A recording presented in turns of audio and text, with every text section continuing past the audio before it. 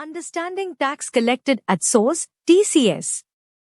TCS is a tax collection mechanism where tax is collected at the source on specified transactions, requiring the collector to gather tax from buyers and remit it to the government, akin to TDS. 1. Applicability.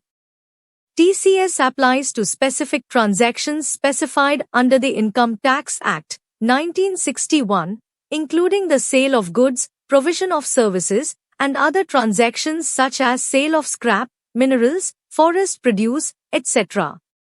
2. Specified transactions. The Income Tax Act specifies certain transactions where TCS is applicable, such as sale of alcoholic liquor for human consumption, scrap, timber, minerals, tendu leaves, parking lot, toll plaza, and sale of motor vehicles exceeding specified limits. 3. Tax collection rates. The rates at which TCS is collected vary depending on the nature of the transaction and are prescribed by tax authorities.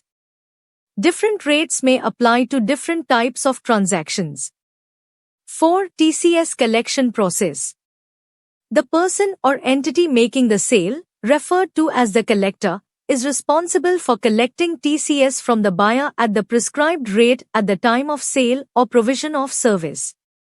The collector must obtain a tax collection and collection account number, TAN, from the tax authorities and use it for reporting and remitting TCS.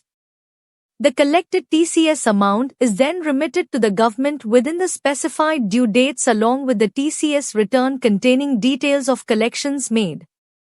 5. TCS certificate. After collecting TCS, the collector issues a TCS certificate to the buyer containing details of the TCS collected. The buyer can claim credit for the TCS amount while filing their income tax return. 6. Compliance and penalties.